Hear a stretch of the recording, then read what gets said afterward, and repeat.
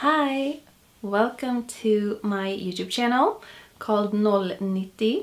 My name is Lynn and I will talk a lot about knitting today. It is the 4th of January 2026 and so this is the first video for this year.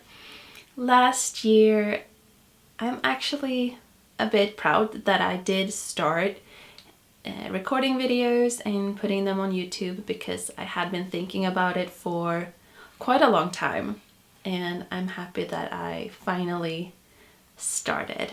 And it's been a while since my last video, and that's just how things are. I'm gonna record when I feel like and when I have the time. The end of the year was quite crazy at work, so I didn't have the time to... I did have time to knit, which was what I prioritized in my free time rather than record a video where I talk about knitting. So I have been knitting, as you can see. This jacket has been my main project for the autumn and the one I talked about in my latest episode. This is the Cambridge jacket by Sara Ottosson. It is a free pattern on Ravelry and it comes in 6 languages. So I can highly recommend it.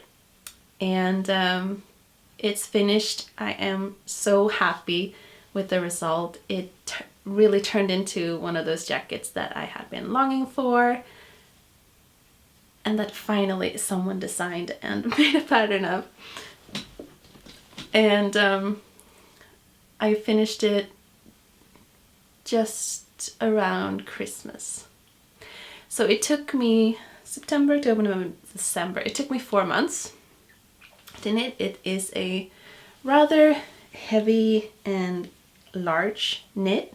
It said in the pattern that it has 15 centimeter positive ease, but I do have more positive ease because I'm never on gauge with things I knit, mainly because I do knit very loosely and I also rarely use the recommended yarns for the pattern. And so this pattern was supposed to be in the yarn Ulrika by Svarta Fåret, a Swedish yarn company. I have previously knit quite a lot in Pergint and they were fairly equal in like weight and meterage, so I figured I'm gonna do it in Pergint because my local yarn shop has that type of yarn. And so I bought both the... I'm looking this way because this is the one of the colors. It is a camel, like brown beige camel color, and then there's a dark green tweed yarn. So it has some speckles and overall I'm really happy with it.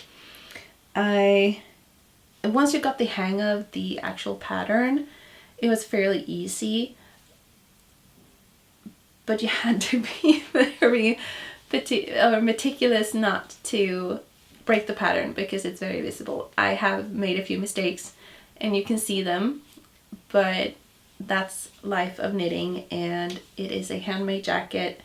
It has some slight imperfections and that's okay. It's not a lot that it bothers me, and yeah, it will have to do. And I'm so pleased with it, and even my partner tried it on and he really liked it. So I am knitting a second Cambridge jacket because he also wanted one and it fit really well on his shoulder because the pattern itself is a very straight pattern. It's not like body shaped or anything, and so it fit fantastically on him as well, not as oversized as for me.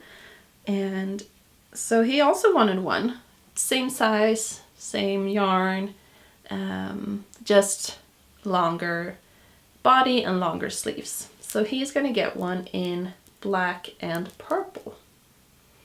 This is also Pergynt, and I've just cast it on like the first, actually this is just the first 2 rows. I messed up. As soon as I started, I messed it up. So I had to rip it out, and I'm gonna start over again because it's quite important that you get the right amount of stitches in the beginning, because you start at the top neck and you add it. There's like new stitches on every row in order to make this shoulder shaping for the back and the front. But it was a really enjoyable piece, and I was planning on previously to also make the vest that is accompanying the cardigan, and that will have to wait. I don't feel any rush in doing that. Making him a jacket will have a bigger priority, just because it's cool, then we can match with our home knitted jackets. And yeah, so this was a, like, I didn't know, this wasn't anything I planned for 2025, and as soon as I saw it, I knew I had to make it, and I am so glad I did. And now I've started on the second as well. So that's gonna be, it took me 4 months to knit this one for myself, so it'll probably take 4 months to knit his as well. I do feel like it might go faster now that I'm knitting it the second time, because I remember thinking the beginning was a bit tricky, especially with the when you had to increase both for the shoulders and for the lapels all at the same time. It was a lot of things to remember. Luckily the pattern is pretty well written, so it wasn't a problem in that way. It was just a lot to remember, a lot of stitch markers, and not forget which row you were on until the next time. So the first time is always a bit tricky. I have hopes that the second time will go a bit faster and a bit smoother than this did. Though I really enjoyed it, and the fabric doesn't really look knitted. It's almost like it's a woven fabric, and I find it really cool how much you can do with knitting, and also how much you can still learn after 10 plus years of knitting. This is the first time I'm doing a knit in this type of pattern that gives this type of fabric, and I've really enjoyed it. So I can highly recommend at least the jacket pattern, but I'm sure the vest pattern is great as well. And then you end it off with an I-cord around, you start here and then you go down the lapel and down to the bottom. One thing I do want to say though, in the pattern it says to bind off tightly for the pockets, which makes sense because I didn't, and now one of my pockets is sort of flaring out. It doesn't say anything about this neck part, but this one has to be bound off as loosely as you possibly can, because I just bound it off regularly in the beginning, but then it couldn't lie flat down. Like, it was, even though I don't particularly bind off tight, it was still too tight. Like, it couldn't lay down at the back of my neck, so it looked ridiculous. And I figured this out after I'd added the I-cord and almost everything was finished. Because in my head I was like, this was gonna block out, I'm just gonna wet it and it's gonna lay flat, but it didn't. So really bind off as loosely as you can. Like, I did like really big loops when I bound off, and well, the second time, because I had to like cut it open, because the I-cord starts at the tip here, so I had to like cut it open and then somehow pick up the stitches and redo the bind off, and it worked out very smoothly. But it could have gone way faster if I just bound off super loosely the first time. All the other edges are just bound off regularly, but this one had to be bound off really loosely. I was also confused about the pattern on this neck part, because this has always been sort of a problem when I knit, that apparently I don't have a set style of knitting. And by that I mean how I do my knits and purls. Because of course there are different ways of doing knits and purls, but you still get the same result at the end. But I figured I must do something that's not quite what most people do with my knit stitches, because they're never as prominent as they're supposed to be, I believe. And for this it is like a pattern up here, and it's the same on the pockets. And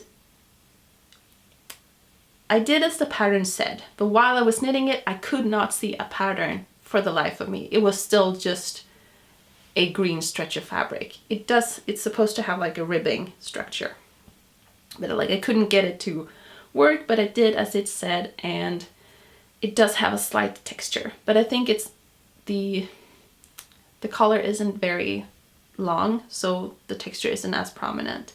It has the same texture on the pockets, and it shows a lot better on the actual pocket.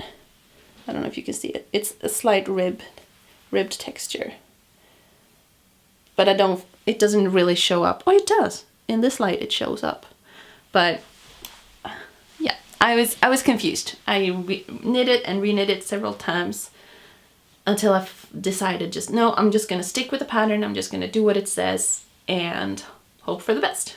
And I'm glad I did, because it looks good. So, but I feel if you knit a more regular way, I guess maybe the pearls and the like, there's slip stitches in there, that maybe the ribbing will be more prominent than when I knit it.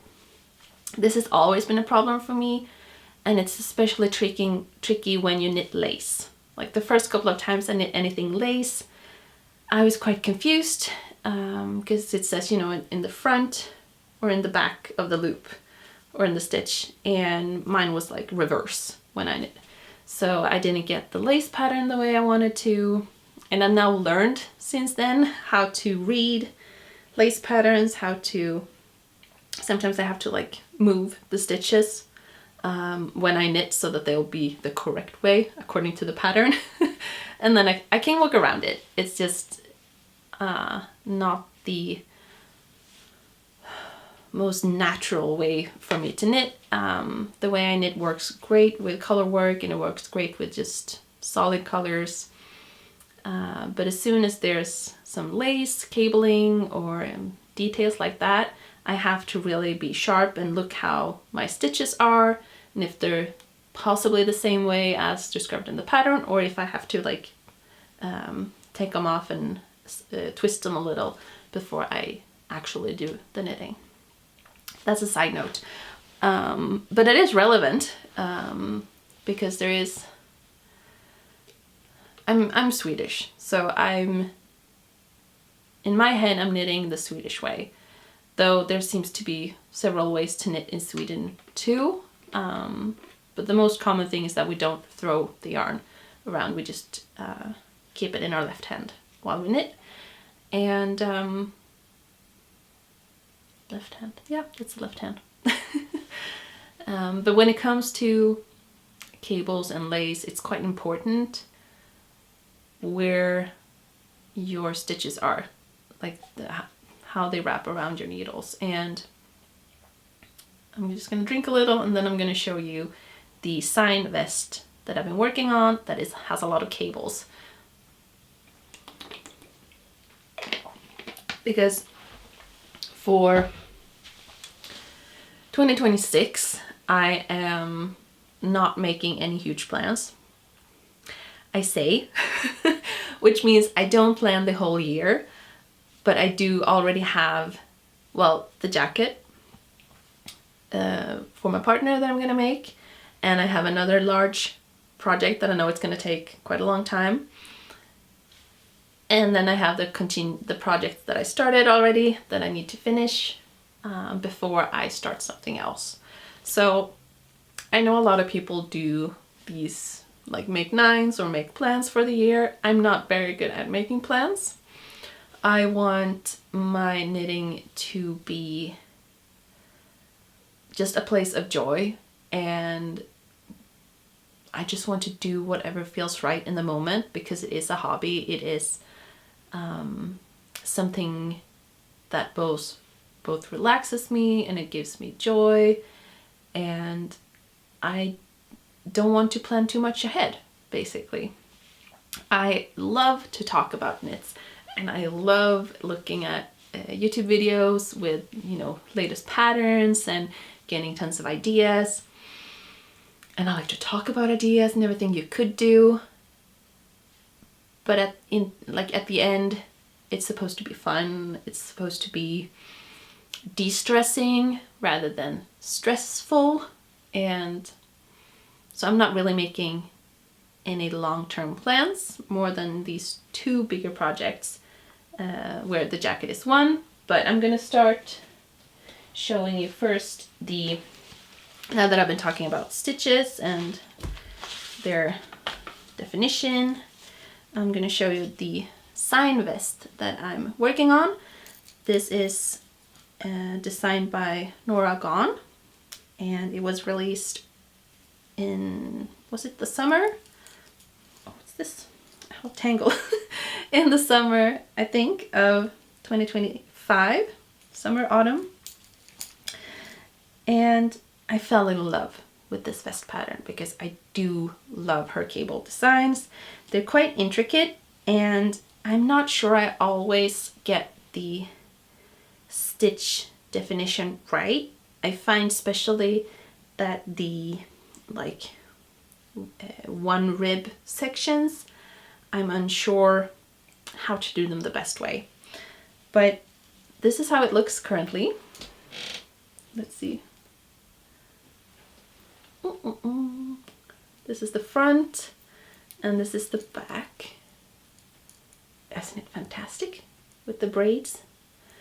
And as you can see, I've knit the front and the back, and now I've joined the body, and I'm just basically gonna follow the charts and knit it the whole way down, and then that's it. There's of course a little bit of ribbing for the neckline and for the arm holes, but then it's done. This is one of these where I'm really enjoying it when I'm knitting.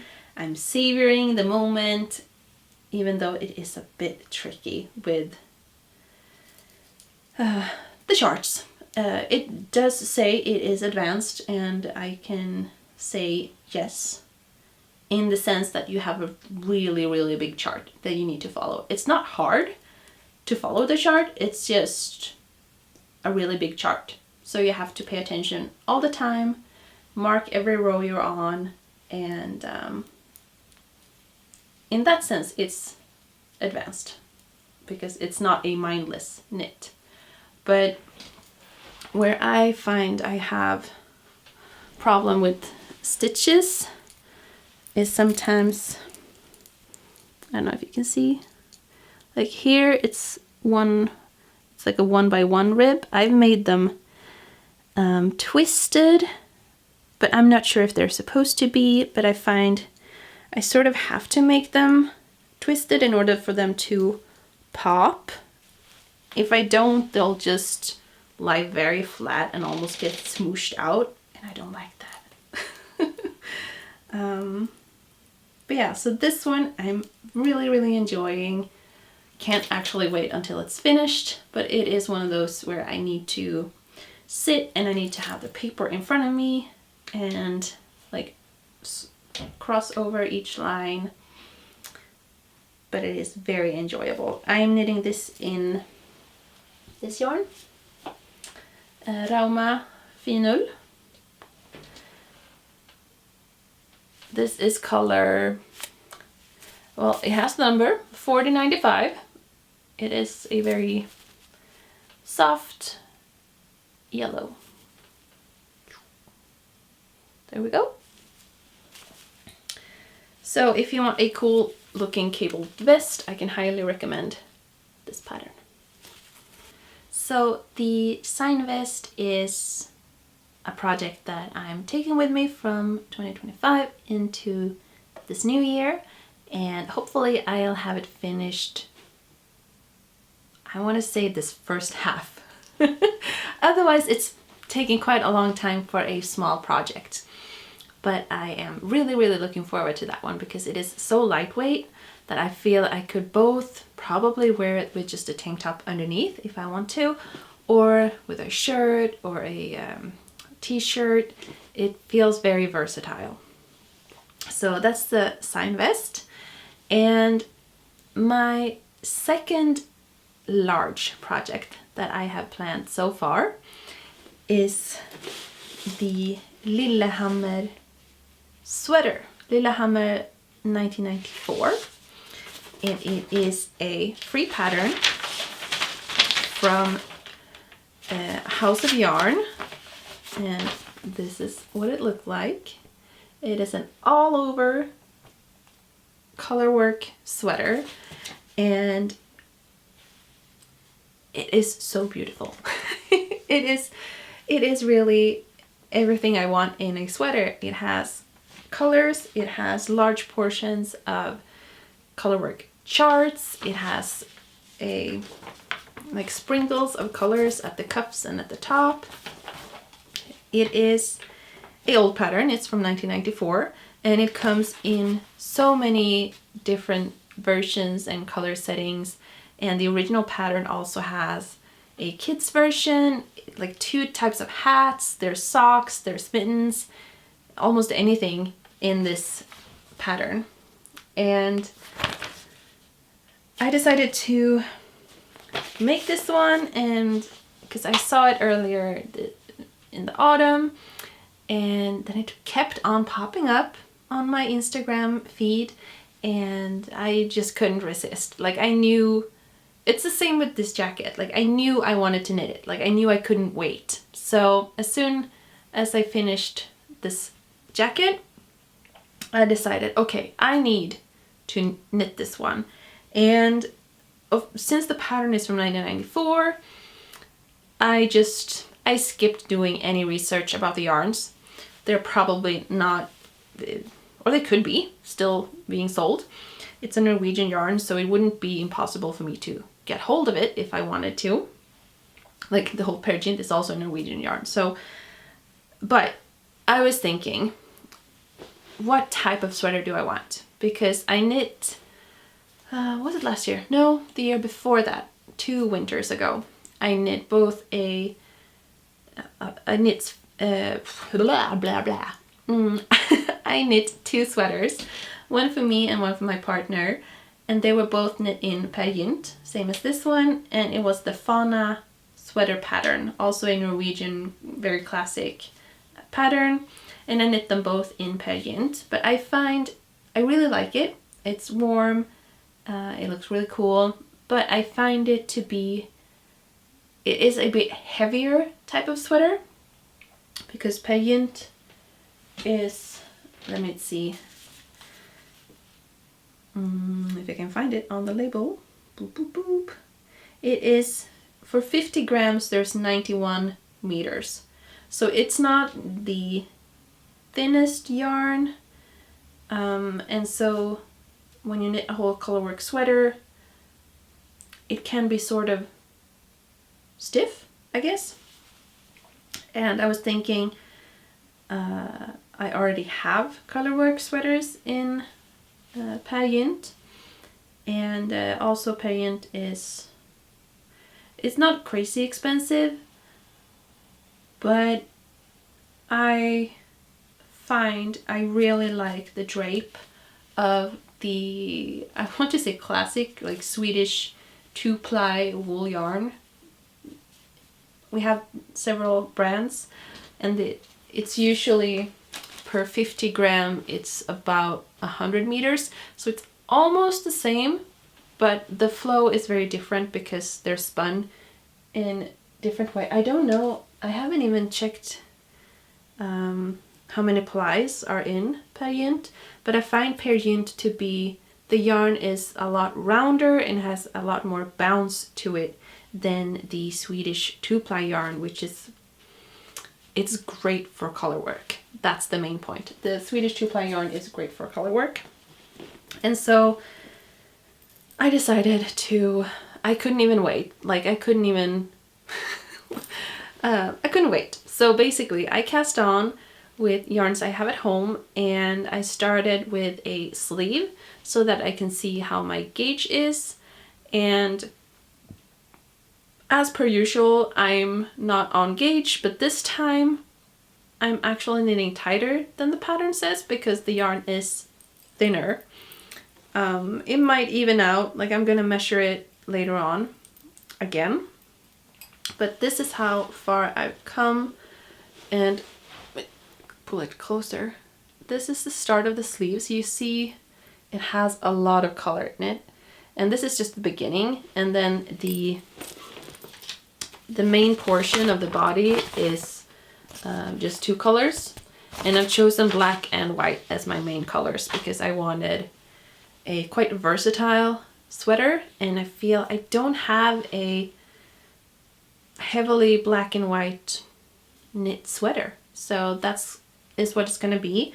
And I've started now with a really, really black of the black and a crisp white. Those are both Svensk ull from Järbo, so it's Swedish wool. And the colors in this one, it doesn't demand much of the colors, it just needs 50 grams of each color. It is a yellow, a purple, and a dark pink that I've colored myself on a gray Swedish tvåtrådigt Campes ullgarn. So it's a wool yarn, 100% gray, 100% gray, 100% wool yarn in a gray base, and then me and my mom colored yarn, and these are the colors I colored.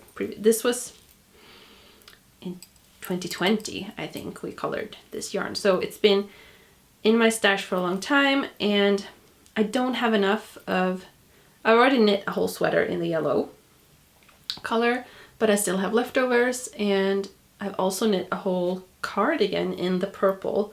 So I have still, like, this is from my stash, and it will be enough for all the color portions. I do need to buy more black and white though for the rest of the sweater, but I thought I'd start anyway, like, and I start with the sleeves so that I can easily use it as as a little gauge piece to see, so that I'm not too far off. But I think, like, I am a bit tighter than the pattern recommends, but the fabric feels really nice, and the size is pretty good as well. Like, it fits well over my clock here, and I think it's going to be a really cool sweater. So this is my big color work project for this year.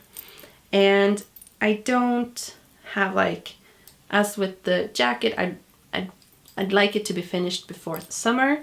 Whereas this sweater, I'm not gonna set any time limits at all. I know that I'm gonna really enjoy working on this one, and it's just gonna take as long as it does. I have previously knit colorwork sweaters all over. I've knitted one all over on 3mm needles in Jamieson and Shetland yarn. That was the Yell cardigan by Marie Wallin, and that one took me like 2 years or something, maybe even 3 years to finish. I would say mainly because of the charts. Yes. This one also has really big charts, but I'm hoping this will be faster because this is actually 4mm needles, and I was thinking maybe the yarn would be too thin for 4mm needles, that the stitches wouldn't look good, or that they'd be gapey and there'd be holes in between.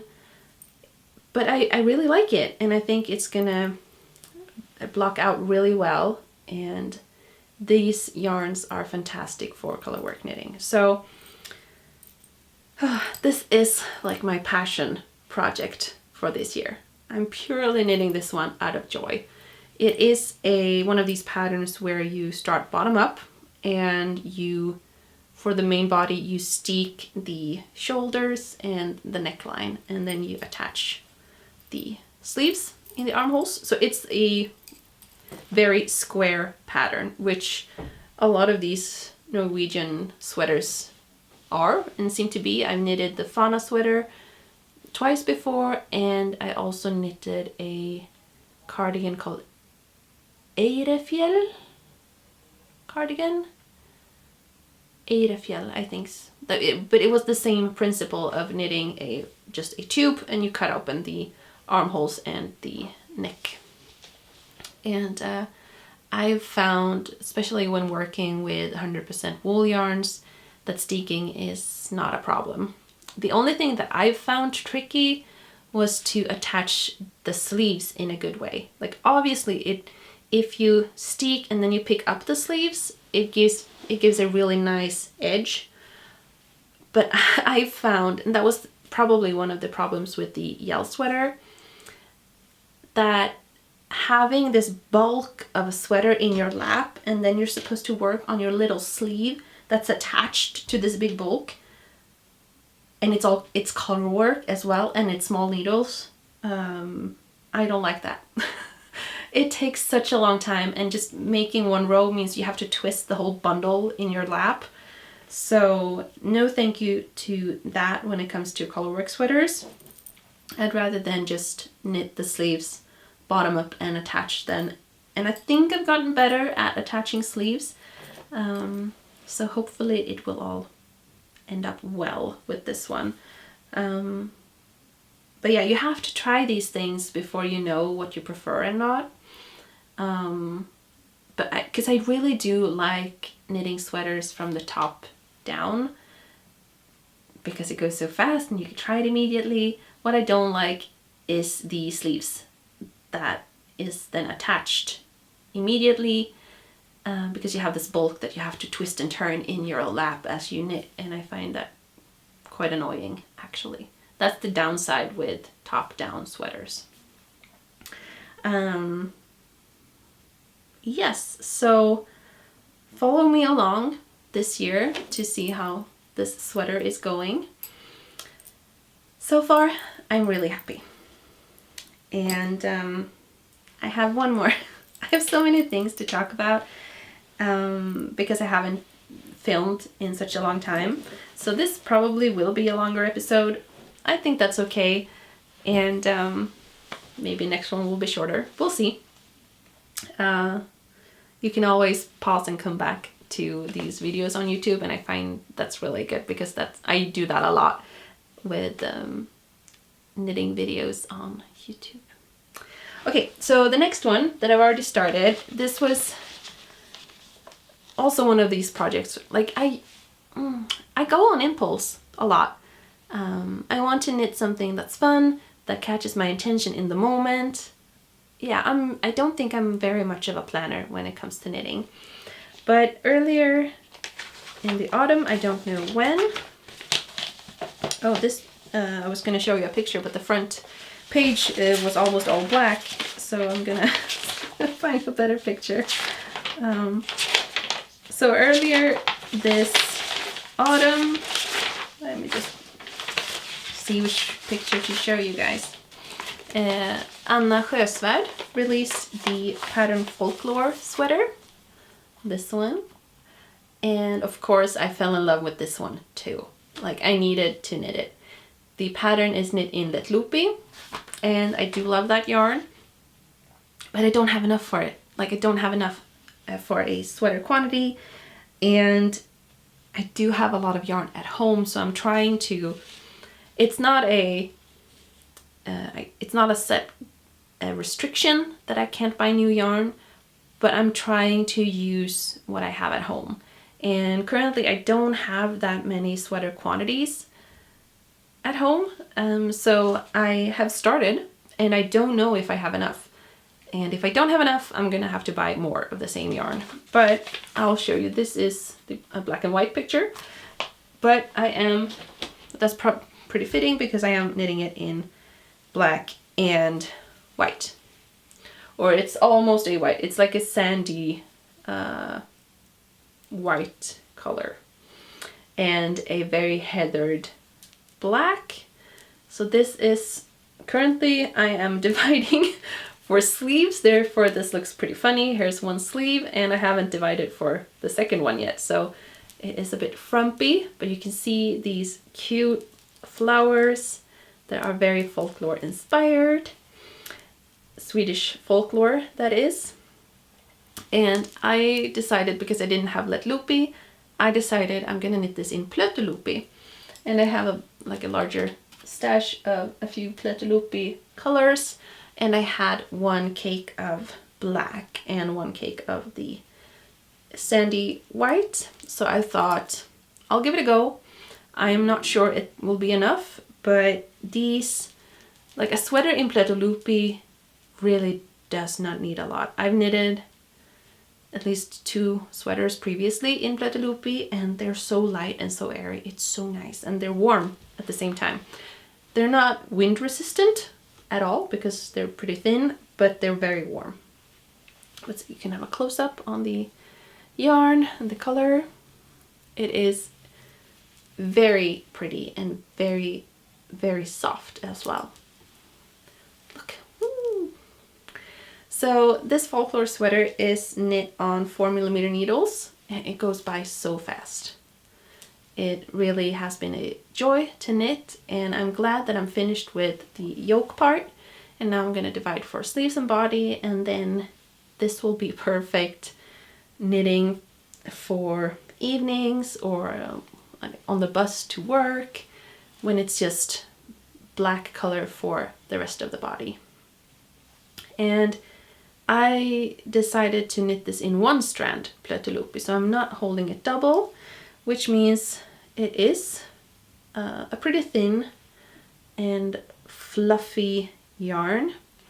And a lot of people have problems with Plötuloopy to knit with it because it is quite fragile.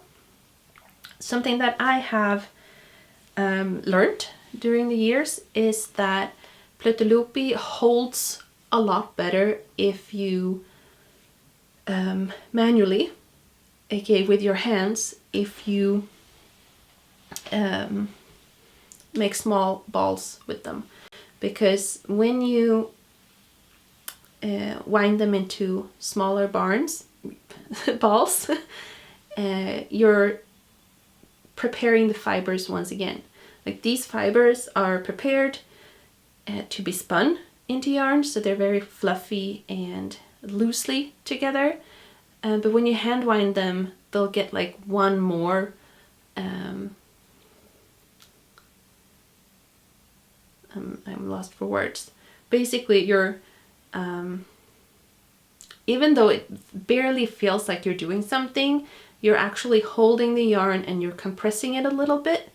And I feel that every time I've wound Plötuloopy into smaller balls, it holds better when I knit.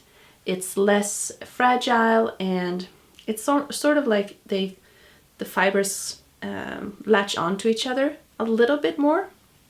So I've now wound up all of the black cake and all of the sandy cake as well. And that's my tip if you want to work with these loose unspun yarns, is actually to hand wind them, because I feel the actual the motion of having the yarn gone through your hands and holding it while you wind them does something to the yarn, compared to, I would not use a one of these little machines that makes skeins for this, because they would probably rip the fibers apart quite easily. But hand wind Plötuloopy, and it holds way better when you knit. And it's the same thing when you have knit, you should wash it, because then the fibers come together even more and creates a really lovely fabric. So this is 1 strand Plötuloopy, and of course it's 2 strands up here because it's color work, and then the body and the sleeves will just be one strand of black color work. Here you can see I've started a little. There was some short row shaping down here, and I decided, because I was undecided about how I wanted the color, so I actually skipped the whole collar section.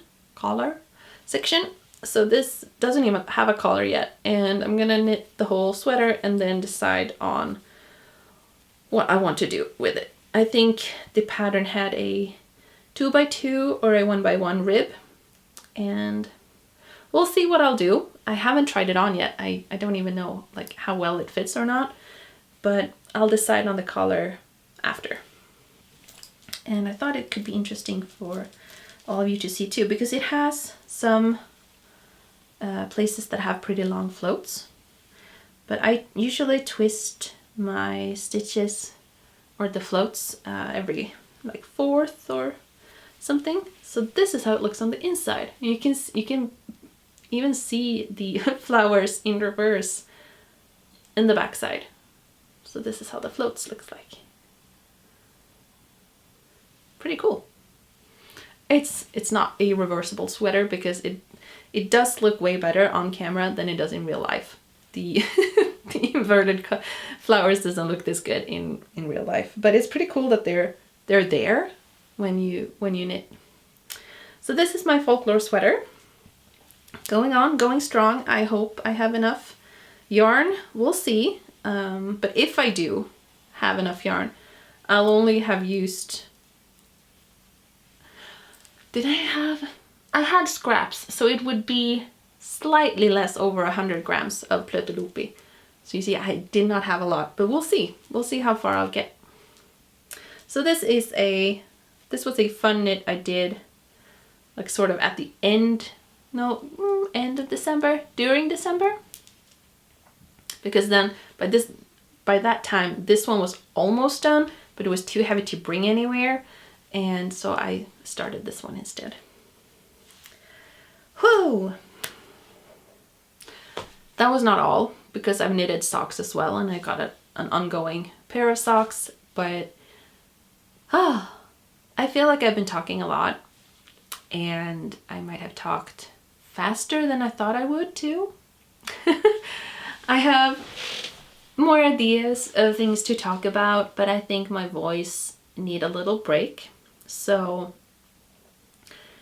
that was my current update with the Cambridge jacket and my current ongoing projects. And that's how far I've planned. Like after these things, I only have one more thing planned, and that's the temperature blanket from Svarta Fåret for 2026. It has, like every year, they have a temperature blanket where you crochet the colors of the temperature that day, and I'm not a crocheter.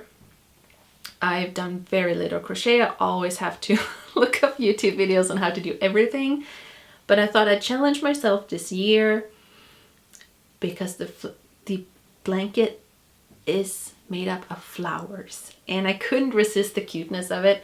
So every day you make a flower for the specific temperature that day, and I've ordered a kit, and I've decided I'm gonna do this. I have tried to crochet one of the flowers, and I think I succeeded, and now I'm waiting for like the proper yarn to arrive, and I'm gonna make a temperature blanket, a flower a day for 2026.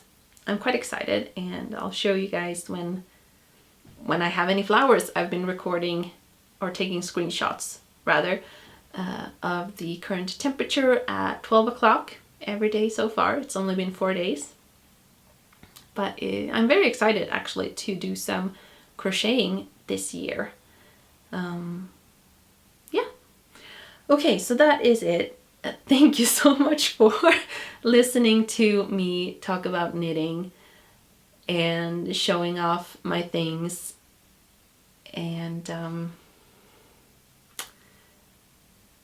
yes, I think I'll end it there, and I hope you have a great start of 2026 and that you have fun projects ahead of you.